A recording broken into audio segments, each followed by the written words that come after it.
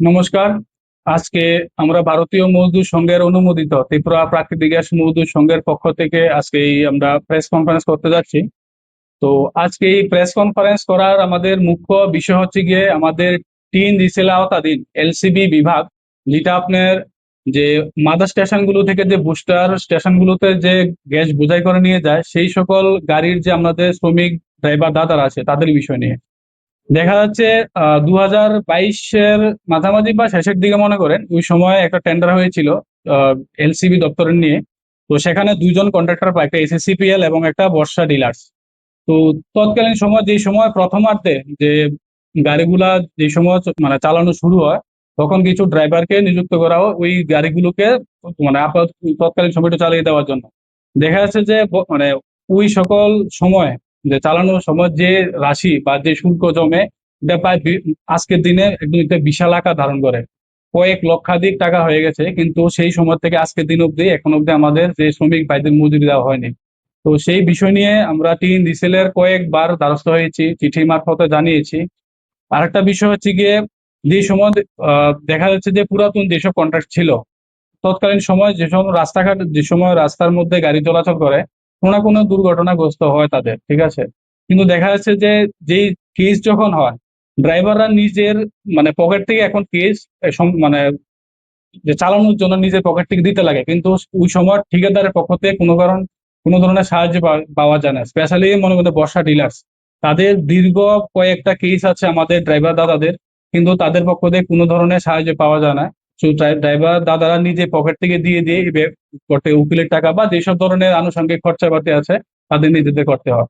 এই বিষয়ে আমরা টিন রিসেলের নজরে নিয়েছি ব্যাপারটা। তারপর দেখা যাচ্ছে যে কোনো কারণে মনে করেন রাস্তার কিনারে যে প্রাকৃতিক দুর্যোগ বা যে কোনো কারণে গাড়ি যদি কোনো কারণে ঘটনাগ্রস্ত হয় বা দুর্ঘটনাগ্রস্ত হয়, সেই সময় সেই শুল্ক বা পেনাল্টি হিসাবে ড্রাইভার থেকেই নেওয়া হয়। তো এইসব বিষয় নিয়ে আমরা বারংবার টিন ডিসিএল দ্বারস্থ হয়েছি। তারাও আমাদের আশ্বাস দিয়েছে যে একটা বৈঠকের মাধ্যমে এটাকে মানে সমাধান করা হবে। কিন্তু দুর্ভাগ্যবশত আমাদের যে 2022 সনে যে কন্ট্রাক্ট শুরু হয়েছিল, এটা ইতিমধ্যে শেষ হয়ে গেছে। তো দেখা যাচ্ছে যে যে যে ওই পিরিয়ডে যারা ঠিকাদার হিসাবে নিযুক্ত ছিল তাদের সময়সীমা শেষ, কিন্তু আমাদের ড্রাইভারদের দাদাদের যাদের কেস আছে কেস কিন্তু এখনো শেষ হয়নি। যার জন্য এখন এই অর্থরাশিটা বহন করবে কি, তৎকালীন সময় বহন করেনি, আশ্বাস দিয়েছিল, কিন্তু আজকের দিনে তো আমরা একটা প্রশ্নবোধক চিহ্নের মাঝখানে দাঁড়িয়ে আছি। তো এই সকল সব বিষয় নিয়ে আমরা বারবার টিন দিশার দ্বারস্থ হই, আমাদের আশ্বাস দেওয়া। তারপরও আমরা আশাবাদী যে যেহেতু আমরা একটা শ্রমিক সংগঠন থেকে মানে পরিচয় আমাদের ভারতীয় মজদুর সংঘ, যার একটা উদ্দেশ্য আমরা উদ্যোগিত কাজ করি। তো আমরা আস্থাশীল টিন রিসেলের আধিকারিকের প্রতি যে এটা আমাদের একটা সুস্থ সমাধান করে দেবে। দেরি হলেও আমরা আশ্বাসবাদী তা ওরা দেখবে। তো এই বিষয় নিয়ে আজকে আপনাদের সামনে স্পেশালি আমরা প্রেস কনফারেন্স করা। যদি অত্যন্ত না হয় তাহলে আমরা সাংগঠনিকভাবে একটা রূপ নেব যে কিভাবে কি করতে পারি। কিন্তু আজকে আমরা জানান দিতে চাই, কারণ প্রেস কনফারেন্সটা করার মুখ্য উদ্দেশ্য হচ্ছে কি আমাদের যে এই যে গ্যাসের পরিষেবা, এটা সরাসরি আমাদের ভোক্তা অর্থাৎ সাধারণ মানুষের সঙ্গে জড়িত। কোনো কারণে যদি এর মধ্যে ব্যাঘাত ঘটে, এটার একটা প্রভাব আপনার সাধারণ মানুষের জীবনযাত্রার উপর পড়ে। সেই বিষয় নিয়ে আমরা একটা অবগত করতে যাচ্ছি আজকে টিন ডিস্ট্রিক্ট ম্যানেজমেন্ট এবং ঠিকাদারদের, এবং আমরা ত্রিপুরা সরকারের শিল্প দপ্তর বা যেটা আছে সেখানে ওই ব্যাপারটা নজর নিতে চাচ্ছি, যাতে এই বিষয়টা নিয়ে ইমিডিয়েটলি দেখে। এইটাই আমাদের আজকে এই প্রেস কনফারেন্স মুখ্য বিন্দু। আশ্বাস দিয়েছিল যে যে এটা দেখবে বা একটা ট্রাইপার্ট মিটিং এর মাধ্যমে একটা সমাধান করবো। কিন্তু এই দুর্ভাগ্যবশত যে দুইজন কন্ট্রাক্টর তারা অ্যাকচুয়ালি বহিরাগত মিনস আমাদের ত্রিপুরার বাইরে।